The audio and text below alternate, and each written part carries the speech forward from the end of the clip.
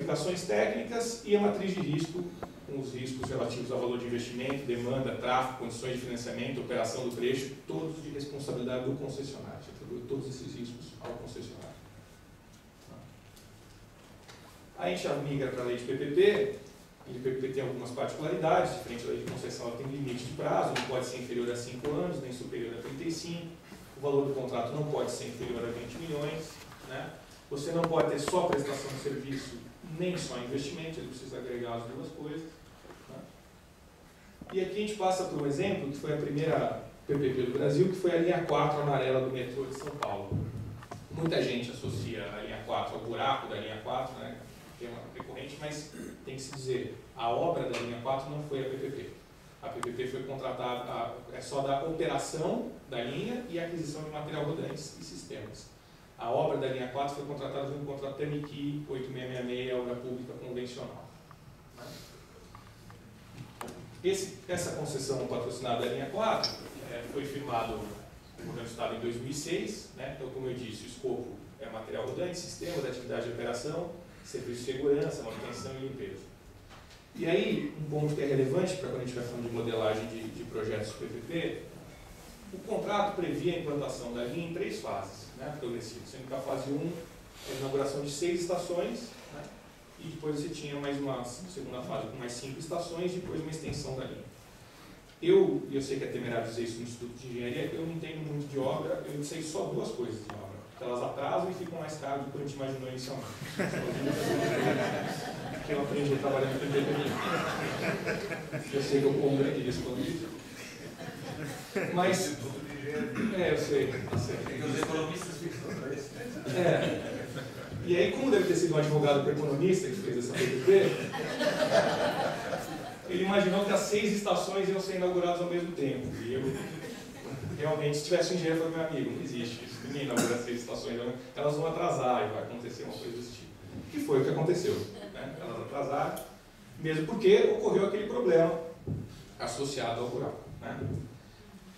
Este modelo, que foi o primeiro, e do ponto de vista operacional, um modelo bem sucedido, mas surgiu um problema com ele associado ao atraso da obra, como eu estava comentando com vocês, e o Estado de São Paulo se sentiu um pouco ensanduichado em relação a esse contrato, porque ele ficou com um problema de um claim, de um reequilíbrio, de um aditivo do contrato de obra na 8666, né? E tinha um claim da concessionária legítimo que disse o seguinte: cara, eu comprei os trens, você me deu ordem de serviço para eu comprar os trens chegaram da Coreia, estou aqui com os trens novinhos, você falou para mim que ia ter uma linha para operar em 24 meses e a linha não está disponível para operar. Né?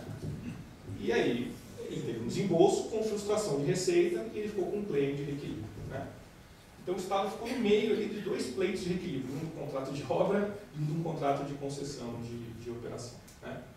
Resultado disso não foi que o Estado recuou no modelo, ao contrário, ele avançou no modelo. Então o Estado de São Paulo está fazendo uma concorrência agora da linha 6 do metrô de São Paulo, que vai ser a próxima PPP nessa área, onde ele, pela primeira vez, passou a obra também para o poder privado. Então, ele percebe que o Estado tem uma dificuldade de fazer administração de interface de contratos, onde talvez um ponto mais indicativo, onde costuma dar problema contratos de concessão, é quando você tem arestas desse tipo. Né? Quando, para a execução de um contrato, você depende da execução de um outro contrato, ou seja, quando você atribui responsabilidades ao concessionário privado sobre a qual ele não tem plena capacidade de gestão. E o Estado tem muita dificuldade de fazer a interface desses 2 contratos. Né? Então, a intenção do Estado agora é passar com um todo essa responsabilidade, começo, meio e fim. Implantação da obra, material rodante, sistemas e operação da linha durante 30 anos. Né? A gente percebe que a tira é mais alta, 14%, por 2 motivos, a gente vai explicar um pouco como é que se calcula a questão da tira. Um, pelo período, o momento é distinto, né?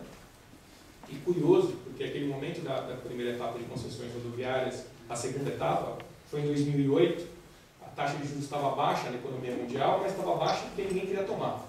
Né? Em 2008, você teve uma pequena crise financeira em 2008, então, ninguém queria financiar nada. Né? Então, estava baixo, mas você tinha um preço baixo, mas não tinha fluxo, estava estocado, estava impostado. Aqui em 2006 a taxa de juros um pouco mais alta, mas também se entendia que o risco associado a esse projeto é um risco maior. É a primeira PPP na área de transporte metropolitano, metrô. Né? O valor de investimento é mais baixo, é de 190 milhões, 4 contraprestações, o valor de tarifa 208. Né?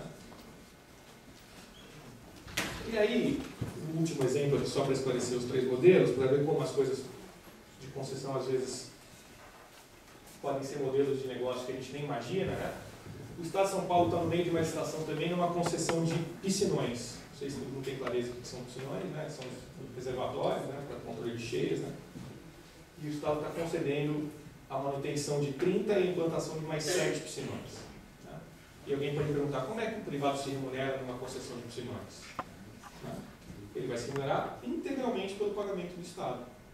Foi criada uma tarifa sonda, né? Um preço unitário aqui, máximo, que é por metro cúbico de capacidade de reservação. Ou seja, eu fiz um contrato que não é para construção de piscinões, não é para desassoreamento de piscinão, não é para manutenção de bomba, é para a disponibilidade daquilo que eu quero. Qual é a atividade fim que eu quero? Capacidade de reservação no reservatório. Então, eu vou ter uma maneira de mensurar essa capacidade. Quantos metros cúbicos disponíveis eu tenho ali? E assim, em cima disso que eu vou pagar. Pode parecer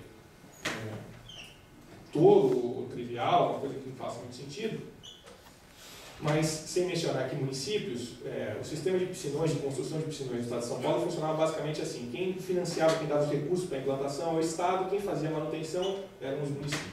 Aí, disso decorriam os mais diversos problemas. Muitas vezes o piscinão estava no município e ele servia, na verdade, para conter cheias no município vizinho. Então, o prefeito daquele município estava pouco preocupado com aquilo. Teve prefeito que usou o piscinão de bota fora. Sei que parece piada, mas teve. Jogou bota fora lá dentro. Tinha gente morando dentro de piscinão. Ou, às vezes, você tinha casos, também pode parecer uma piada, mas o sujeito foi lá, o Estado contratou um sistema de previsão de chuvas, última tecnologia, para poder fazer o controle das cheias. Né? E aí, muitas vezes, chovia na sexta-feira, logo após o cidadão que era responsável por aquele piscinão ir embora para a casa dele, sexta-feira por volta das 7 horas. O sistema de previsão de chuvas dizia que vinha uma outra chuva muito forte no domingo.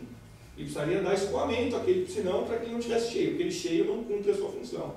Só que o rapaz estava na praia e ninguém podia encontrá-lo. Né? Então, o piscinão perdia a sua função por motivos desse tipo. Então, você ter a disponibilidade, aí talvez esse seja o grande avanço dos modelos de concessão em PPP. Né? A gente conseguir ter contratos mais eficazes no sentido de se dar o estímulo econômico, como disse o professor, adequado para o contrato. Ou seja, eu quero cobrar não pela atividade meio, eu quero cobrar pela atividade fim. Qual é a finalidade que eu quero com aquele contrato? Eu vou associar, como é que eu consigo fazer isso? Né? E a gente não pode ter uma visão muito cor-de-rosa do mundo. As empresas, elas podem até gostar do que elas fazem, mas a finalidade de uma empresa numa sociedade capitalista é uma só, é dar lucro. Obrigatoriamente é dar lucro. Essa é a finalidade de uma empresa numa sociedade capitalista. Não dá para ter uma visão diferente disso.